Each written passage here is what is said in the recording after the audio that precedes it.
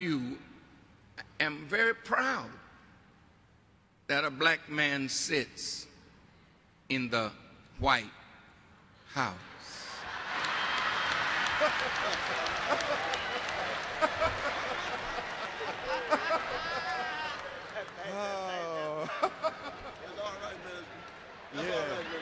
But I also understand very clearly, and we should understand that it is the White House. And until we exercise power to force that house to address our agenda. Now remember, our dear sister Julianne Malvo mentioned A. Philip Randolph. Man, that was a long time ago. And the cry was jobs and justice. In the March on Washington in 1963, the cry was jobs and justice. In the 20-year anniversary of the March on Washington, the cry was jobs and justice. We are now in 2010. And what is the cry? Jobs and justice. Well, wait a minute.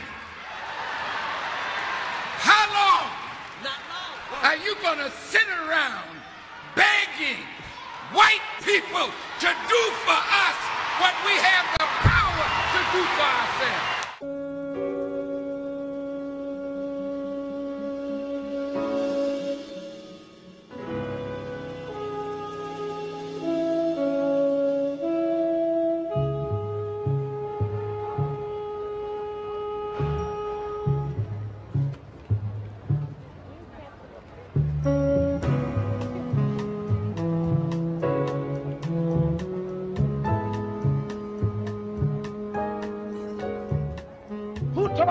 The color of your skin?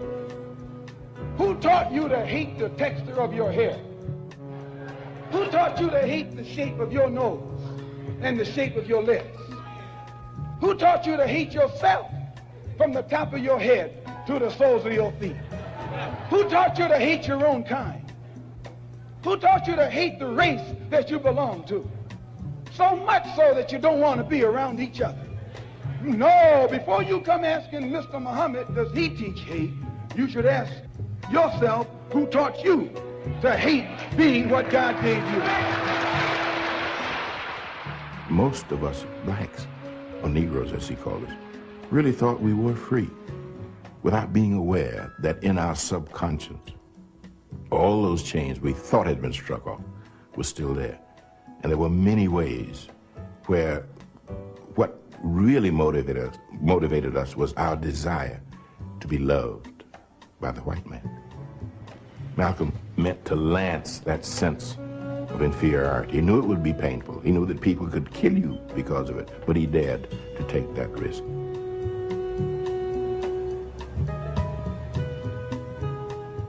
He was saying something over and above that of any other leader of that day.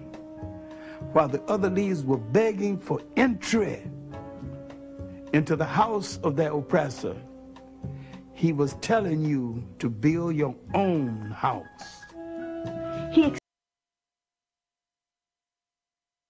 Yo. We are back again. Hopefully everyone can hear. I was running kind of late today. Snow, traffic, all that stuff. And I've got a bad video setting coming up. I know there were some updates yesterday that happened with Microsoft. So hopefully that's not affecting too much of anything. But hopefully everyone can hear me. We here. No PC show Thursday night. Got on my company shirt. RPC Computing. RPC is your PC. 1741 East 71st Street, Chicago, Illinois, 606 966-4457 is the phone number. We are open from 7 a.m. to 6:30 p.m. Monday through Friday, Wednesdays 9 to 5, and Saturdays 9 to 1. Okay, now that I got that shameless plug out the way, let's get to the show. The show tonight is called The Lost Revolution. And I'm hoping it says bad video. Well, hopefully you guys are seeing it better on that end. My people over on the Facebook side of things, come on over to the No PC Show on YouTube. Click that subscribe button and that notification button. And when we come on, you can watch it from whatever device you're on, wherever you're at. At the beginning of the show, I played something from the Black Caucus. I think that was 2012 or something like that. And it was Louis Farrakhan speaking. I call it How Long, because he brings up these points of what we've been fighting for years and years. Since we got here, since the 50s, the cry was jobs. 60s, the cry was jobs. 70s, the cry was jobs. We just spent all our time pleading and begging to a government who is solely responsible for the condition we find ourselves in. Let me pull up you won't see this document, but I have my document. Everybody was really kind of happy today because Trump is is supporting this prison reform bill called the First Step Act. And I can probably pull it up for us that you all can see it. And this is supposed to reform the prison system as it exists now. And all it's doing is just putting in the things that should have been there in the first place, which is always amazing to me that we act like these people are doing something for us when all they're doing is giving us back what we should actually had in the first place. And then we stand around, he's got these black people standing behind them. Oh, the God Trump has done something for us, when actually he has done nothing for you. The prison reform isn't going to expunge your record. And this is for mostly federal. I wanted to pull it up, but of course, I save it at work, and then I get here, and it's not there. My fault. Got to get home a little earlier, right? So with this First Step Act, you can go out to congress.gov and see it. It was already a bill that was already out there, but I guess he hesitated because of the election that was coming up and chose to hold off on supporting it. He was probably hoping that he just wanted to see how the House and everything was going to be made up of. You can go out here and you can see what the bill is about and all the different things that they add into this. Every time you hear about a bill, you should go out there and read that bill and see what it says and see what else they're sticking in there. I think one of the craziest parts that I saw in here was about tampons. Excuse me. That the state would provide tampons. What's that got to do with recidivism and prison reform is beyond me. There was a point in time where you could get your degrees and everything in prison. We all remember that, right? And they started taking all that out of the prison system. So during the 70s and 80s, they were slowly removing things from the prison system because they wanted you to come back to prison. This was the plan. Everybody's blaming it on Clinton and the 3 strikes. No, there's been things on the books for years.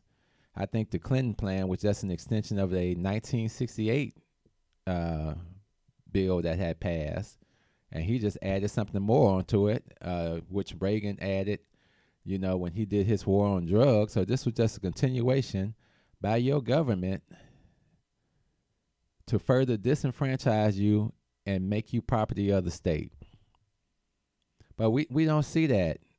So now we cheer because we got this president who's always doing something to deflect and distract on what else is going on in the White House. You know, with the firing of Sessions, now he has a scapegoat to blame that it was Sessions that was blocking a lot of this. Where's that Sessions? And he's so and so. Do I look a little crooked today? I feel a little crooked. Hold on. There you go. Now we straight.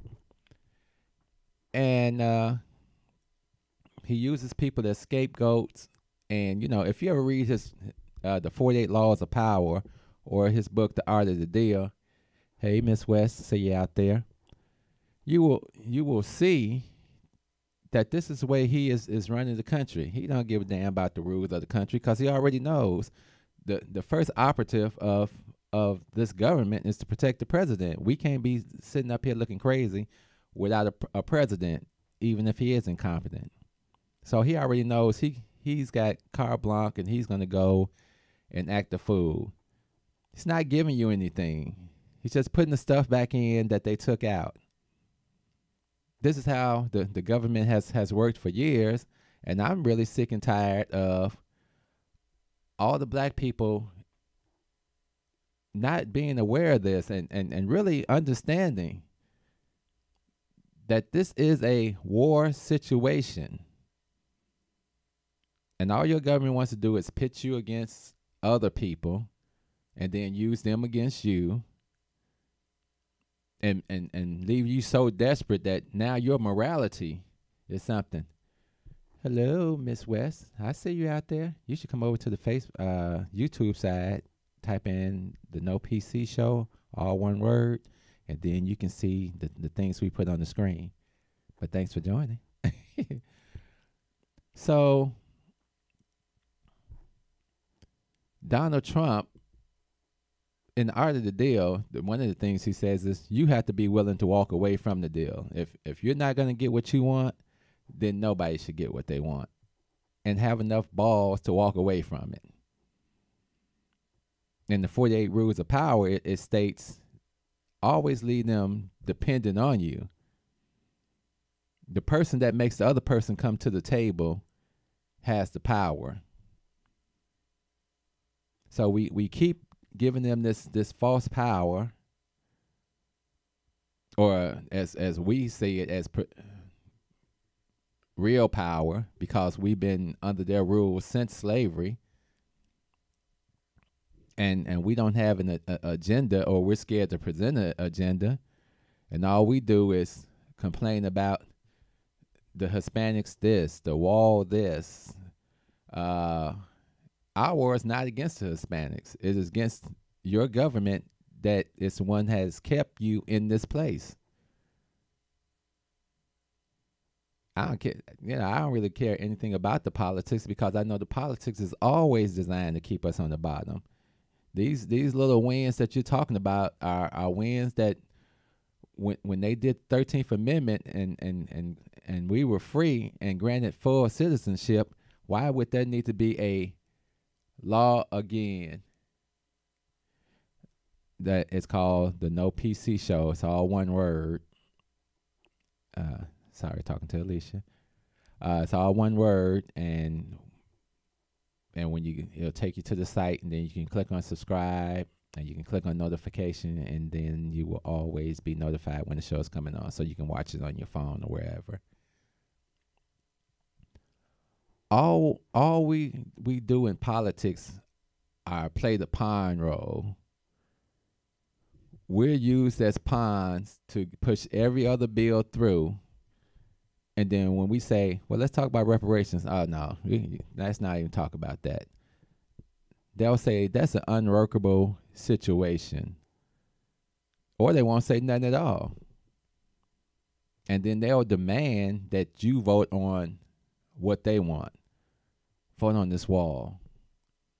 Vote on sanctuary cities.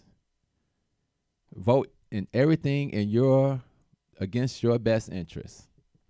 Keep the status quo. That was the whole thing with Obama. Keep the status quo. 8 years with a black man in the White House, and we ain't got nothing. Zero. Why are we even paying attention? As I always say, why are we paying attention to stuff instead of presenting our agenda? Our agenda is reparations for black people. What does it look like? It looks like the same thing that the Jews got. It looks like land. It looks like education, free education. It looks like grants for businesses, training, the ability for us to be self-sufficient, independent. That's what it looks like. Let's stop letting the government tell us, well, we don't know how to work that. No, we already got it worked out. New subscriber Alicia, she is quick. So we already have a plan. Our problem is us working against each other to help the system. And it becomes frustrating because, you know, I opened this business in the area with all these government agencies and these aldermen and everybody, and I hate to say that a lot of this stuff just looks like photo shoots, and we're fighting over the little scraps that they give us through these agencies. You get a little bit, and you get a little bit. But as long as I keep you disenfranchised and keep you economically in your place, I don't never have to worry about you revolting against me, revolutionizing against me. Everything I've told you in this American dream is based upon what we say. We say you got to go get this education, then you got to come work for us, and we get still treat you any way we want to, and you better appreciate it, nigga.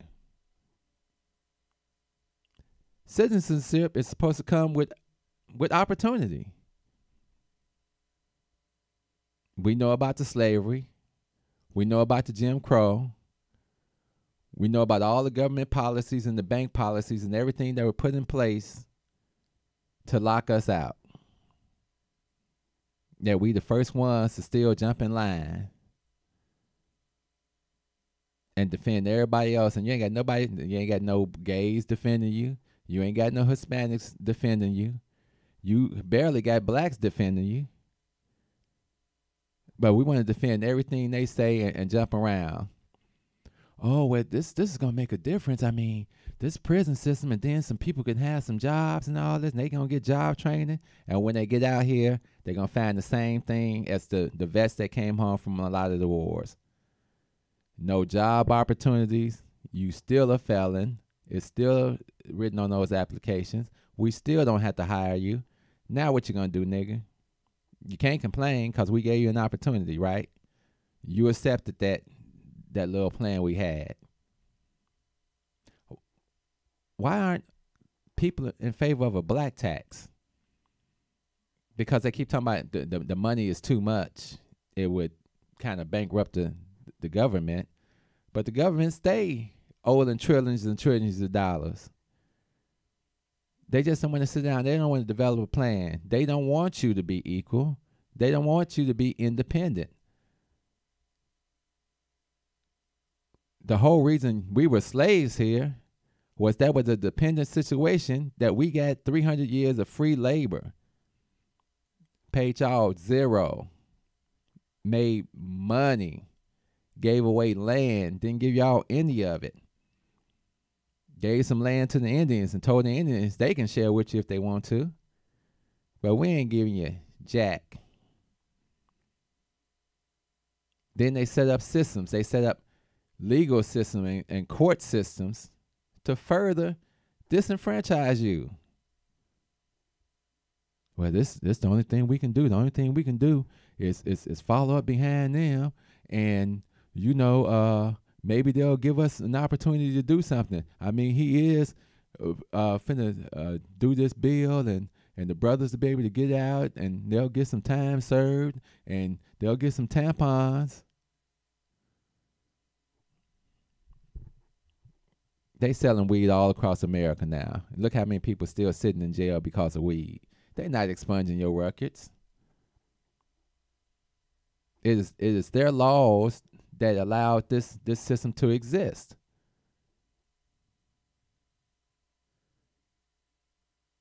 What are we gonna do? It's the definition of insanity is to keep doing the same thing and expecting different results. But they'll put these bills out here. Now they got this one out here. They got the HR 40, and that's to study to see if there were any effects of slavery on you. So we still talking about the effects of slavery 100 and some years after slavery, 156 years after slavery. We still sitting there talking about it. Did it affect you? Did Jim Crow affect you? They clearly know this, but what do they always tell us? It's some basic lines they always say. Wait. It's not the right time. People aren't ready for that, Martin. You got to be patient. Take what we give you. You don't have an inheritance because we took everything away from you when we brought you over here. We took your language. We took your culture, your identity, your worship. We took it all. And as Mr. Chan says, black people are the only people on this planet that fight to stay under their oppressor. The only ones. When you see all these people coming over here from foreign lands, they come with their flags. They come with their pride. They come with their culture. They come with their language. They come with their identity. I say it all the time. I used to do a mentoring program at my church. And when they asked me what was the biggest problem, I said the biggest problem is an identity problem. Not only do the youth have an identity problem, we have an identity problem. Every time we try to get something together, it's always some okey-doke Negroes want to bring some white folks in and destroy it. Your boy Don Lemon said it well a few weeks ago. White men are the biggest terrorists in this country. He married to a white man, but, doesn't make the statement less right. When you guys get a chance, I want everybody to look up the First National Black Political Assembly, formerly known as the Gary Convention. And this was a convention that was held in 1972 in Gary, Indiana, where we had all these activists and political leaders came together. Jesse and everybody was there to put together a plan for Black America. This was a little bit after the in 1972. There was also a move to build a black independent city, and I told you about the congressman that worked with Nixon to get this money, and then after Nixon got in, he reneged on everything. But in this meeting, and there's a video out there somewhere. I got the video somewhere. I'll have to find it.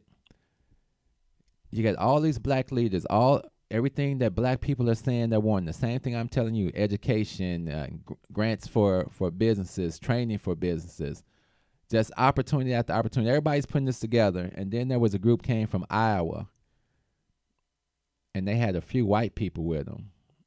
Why the white people were there is beyond me, because it had nothing to do with them. But often I am very curious when I see white people working with black organizations. Call it what you want to call it. You can work behind the scenes, but you will have no leadership role in anything I'm a part of, because then they figure they only have to deal with you. That's what we said about Father Pfleger. Love Father Pfleger. He has no business leading black people. Black leadership has to come from black people. That's the only way it's going to be respected. So at this meeting, you got all these political figures, and they're voting on things. And the white people from Iowa was like, well, that's not fair. That's reverse racism and blah, blah, blah. How dare any white person at this day and time say it's reverse racism? You haven't corrected your racism. I commented on somebody yesterday. They were on Facebook. Well, it's the Democratic Party that started slavery and all this. I said white people started slavery. Period. I'm not divided by white Republicans and white Democrats. They all in the same basket. Let's stop defending Democrats. Let's stop defending Republicans, because none of them are voting on the reparations bill.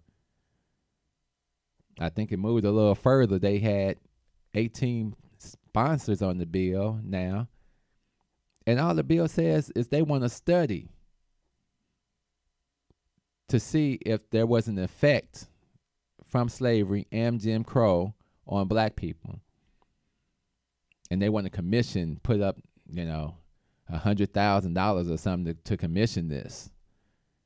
Shit, they could have commissioned that at any point over the last 100 years, yet they have not. You're dealing with moral monsters.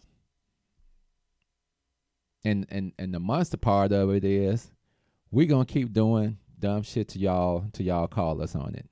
To you all get enough balls to say something about it. Because they could care less. They could care less. I see my brother Kevin out there too. And we got to stop pretending with ourselves. Your president is a racist. He's misogynistic. He's an ass.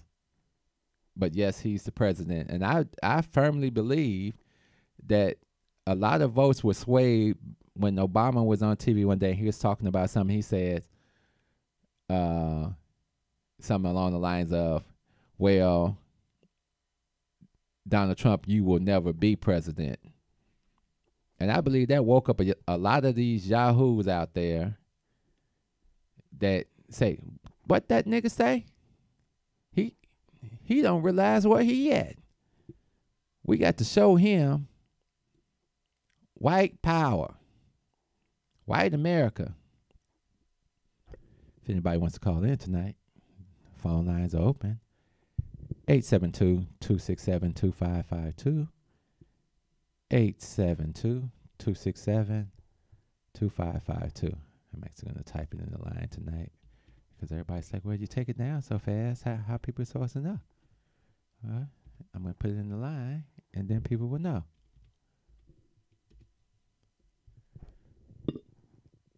It's called cognitive dissonance. It's like having a double mind, knowing that you're working against what you actually believe, but continuing to go on with it. And we have a bad case of it.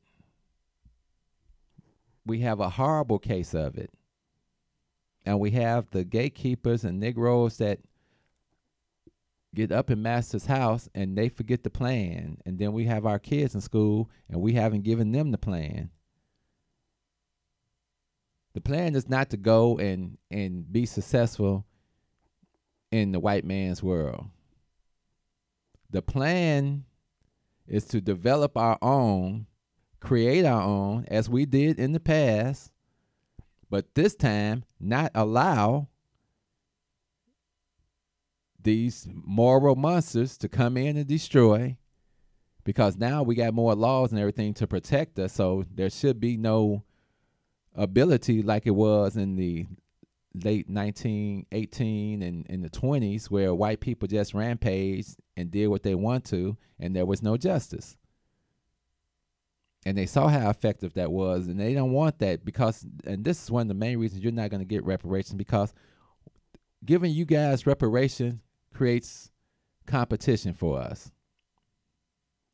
The Planet of the Apes movie is actually based on civil rights upheaval and removal, and the whole revolution.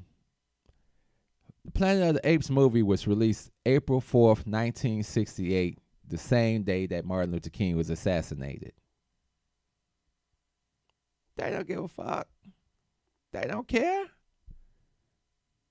And when you look at that original one with Charlton Heston, and Dr. Zayas says, you're only gonna find your future out there. And he rides off and he finds that doll, and he realizes that someone was there before them. Like we were here first. But they wanted to bury that history, just like Dr. Zayas blows up that cave and he tries to bury the history because he already knew.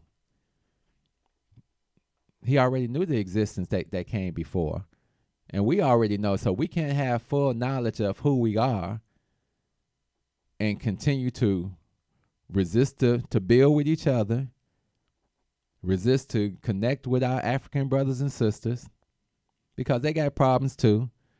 A lot of the stuff that when it ended here, slavery and things like that, over there, they were all up in our apartheid. But eventually they got their freedom, but there was so much corruption in there. It's incredible the wealth of the resources in Africa, but the plan still goes ahead that we disenfranchise you all. Like, we come in, take your resources, give you a hospital or two, give you a little education. Meanwhile, we walking out the door with billions and billions of resources. It's incredible. It's sad that the rest of the world looks at us like we don't deserve to even be on this planet. And I know it's a more diverse world, and we're all integrated now. We're all sitting here. We're all getting student loans, and we're all getting home loans. I'm getting a better rate than you because niggas get the worst rates, even with good credit. You got a 755. We still got questions for you, but you don't have questions for the white man with the 640. But don't worry about him. Have you noticed if you live in a mixed neighborhood and the white folks start moving out, the property value goes down? It was proven years ago in a documentary called "Selling to Black Folks," and it showed how black people paid their bills on time, had better credit ratings, but was still subjugated to all different types of laws and penalties that other people weren't subjugated to. And people say, well, you're just tripping. I always tell that one story of sitting outside the dean's office and listening to the way he was talking to a white individual. And it was all lovely and don't worry and going back to class, you're going to be a success. But when it came to me, totally different story. I was completely right. Everything. Nigga, you is not going to be right in my presence. What I say is what it is, and whether you like it or not. But lucky for me, I still had the drive and the continuation to not let what these people do stop me from progressing. When they told me at my job, pull yourself up by your bootstraps, we don't care what happened, we're the bosses now. That's what these people told me that were under me that had been doing less work than me for years. When I said let's put our work together, let's show and tell. I ain't gonna do that. We ain't gonna do that. Because they know the bull crap. And the way they get you is you will compromise. And here's what the saying says. It says, we can compromise on issues, but we can't compromise on principles. And our problem is that we keep compromising on our principles of what we want, the direction we want to go in, and how we want to live as black people in America. But they'll convince you, if you just kill this one baby for us, we'll start treating you nice. All you got to do is kill this one baby. Just kill that baby. Don't worry about it. We kill babies all the time. Look at us. We great. You want to be like us. Ain't that what the devil did to God I talked about it on the show the other day. I said, think about it. Satan was in heaven with God, knowing all God's rules, and yet he still decided to war against God, his creator.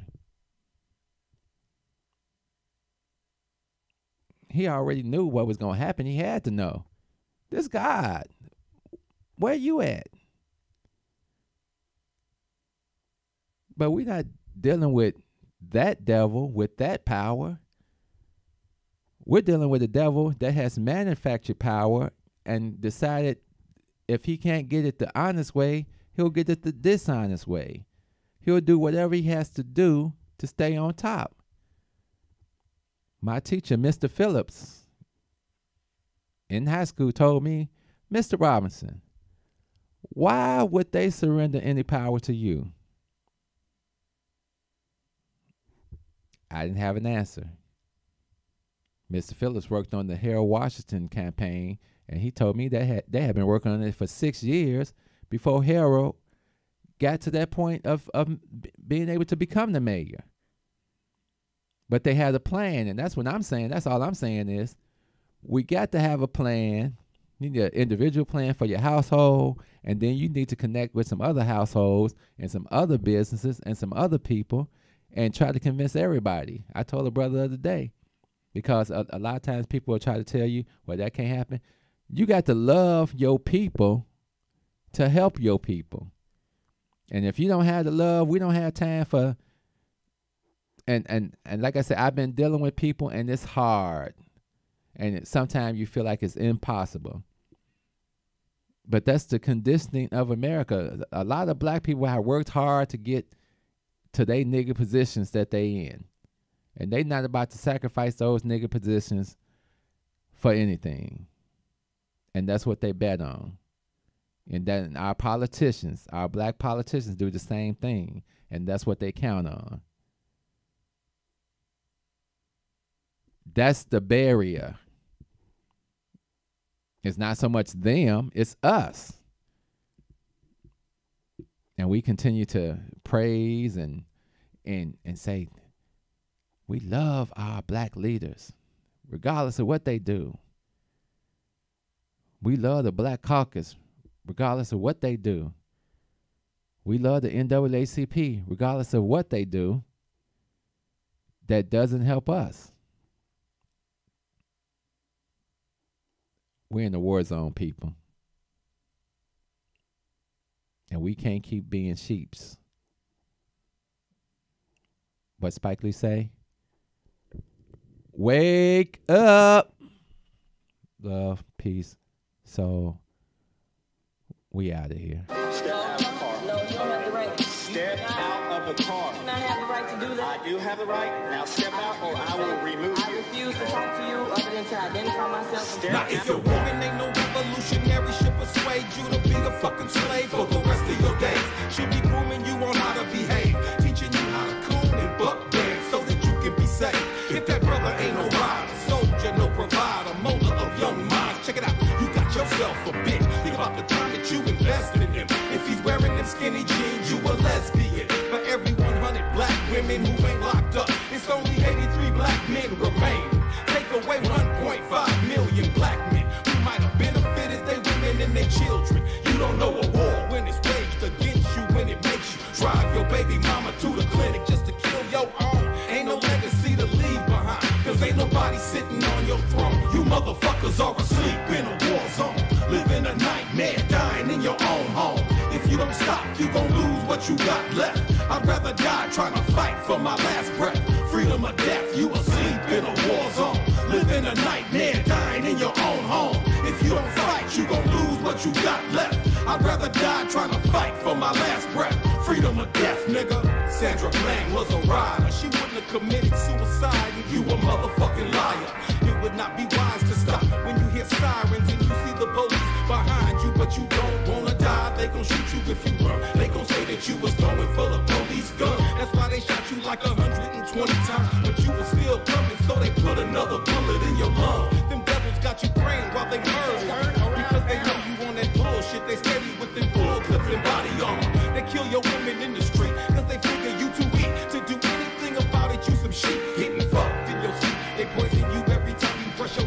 don't care, you behave like a slave. A bitch from the cradle to the grave, on your knees with your hands out, begging cause you wanna be motherfuckers are asleep in a war zone, living a nightmare, dying in your own home. If you don't stop, you gon' lose what you got left. I'd rather die trying to fight for my last breath. Freedom or death, you asleep in a war zone, living a nightmare, dying in your own home.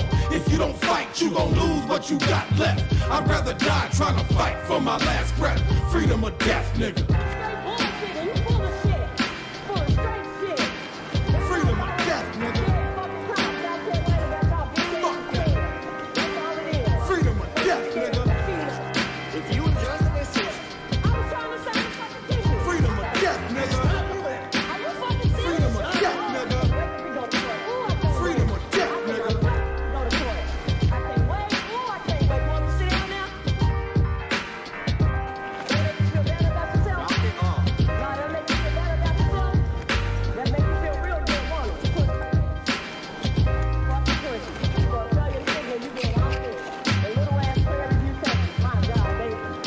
you were getting a warning. Until now, you're going to jail. I'm getting it for what?